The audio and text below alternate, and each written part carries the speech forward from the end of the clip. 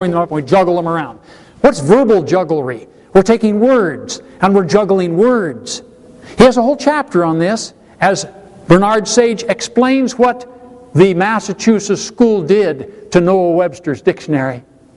Let's take a real example. Now, he gives a whole chapter of examples. Let's read first the few comments here.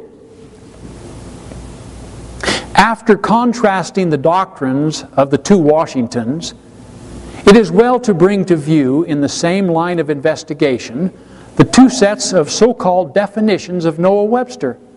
As to the matter in hand, one genuine and the other counterfeit, with sapping and mining industry equal to that of a species of rodent vermin, and quite as difficult to follow and counteract.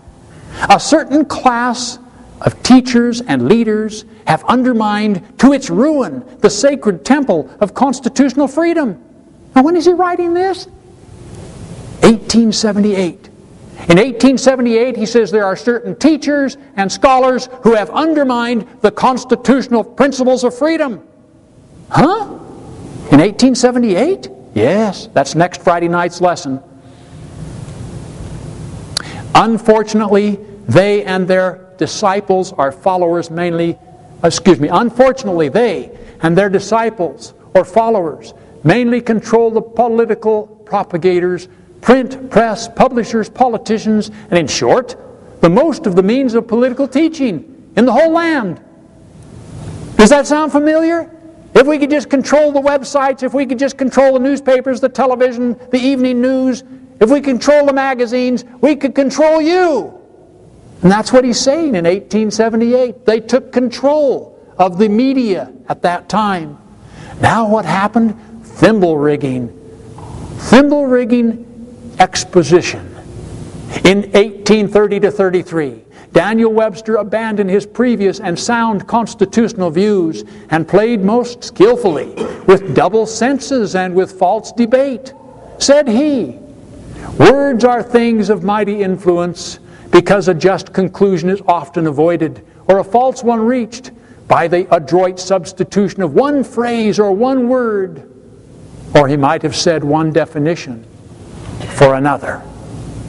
And then Bernard Sage begins to give examples of the word changes, the definitions of words from the Noah Webster Dictionary of 1828 and the 1864 Noah Webster Dictionary after his death. I will give you one illustration and you will grasp it quickly. You will see what happened. Now, he uses the 1844 edition. That's why I bought the 1828. I wanted to see if it was the same definition. It's word for word the same. In 1844, Noah Webster's influence was still in his dictionary, even though he had died 1 year earlier. I believe Bernard Sage used this to show the short time span in which corrupt men can influence people for evil. In 1844, the definition of the word Congress reads, "The assembly of senators and representatives of the several states of North America, according to the present constitution or political compact, by which they are united in a federal republic." Are you catching the language?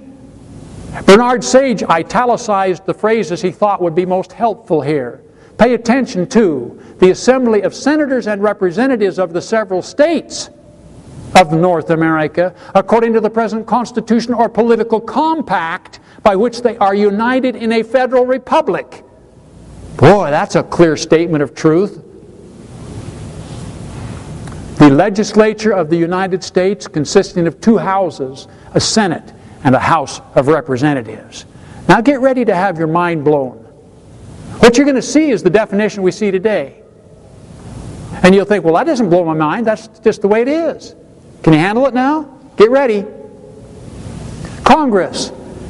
The assembly of senators and representatives of the people of a nation, especially of a republic, for the purpose of enacting laws and considering matters of national interest, and constituting the chief legislative body of a nation.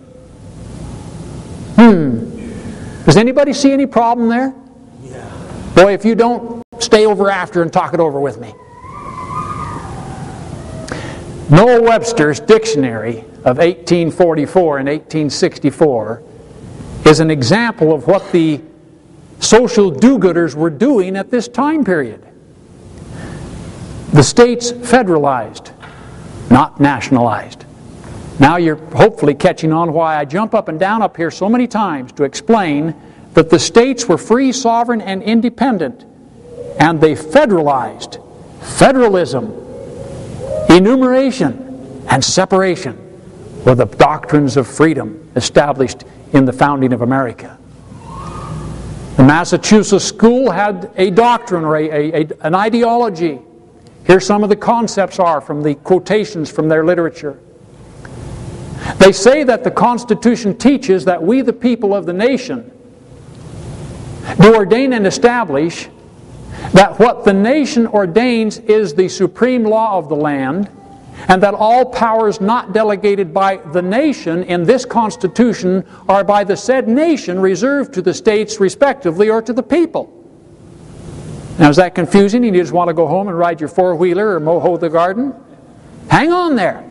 Bright, keen intellect. Let your mind work on this and understand what happened clear back then. Here's another concept from the Massachusetts school. What the Massachusetts school desired was an all-powerful central government over one nation indivisible. Socialist activist Francis Bellamy would later incorporate this language into the Pledge of Allegiance.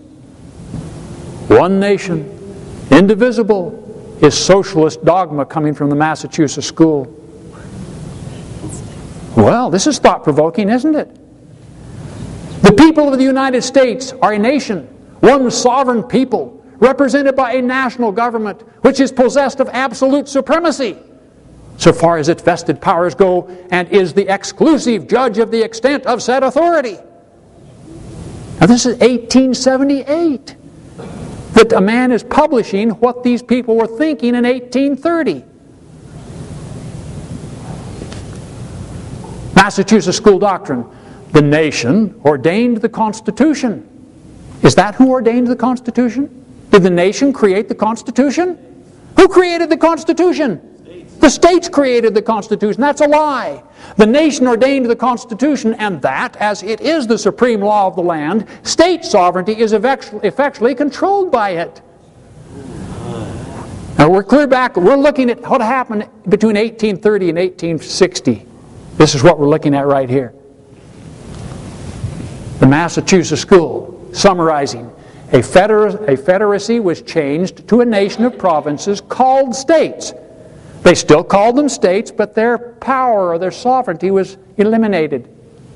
The central government is the supreme law of the land. What's the supreme law of the land? The Constitution is the supreme law of the land. The central government is not the supreme law of the land. The central government is the final judge of its own authority. A state and a county are equal in rights. Now again, we're summarizing doctrines taught 150 years ago. And they became popular. And they swept across the country. And a vast group of people began to accept it. But I don't want to spill the beans. That's for next week's lesson. I want to tell you who they are, who accepted it. What is a faction?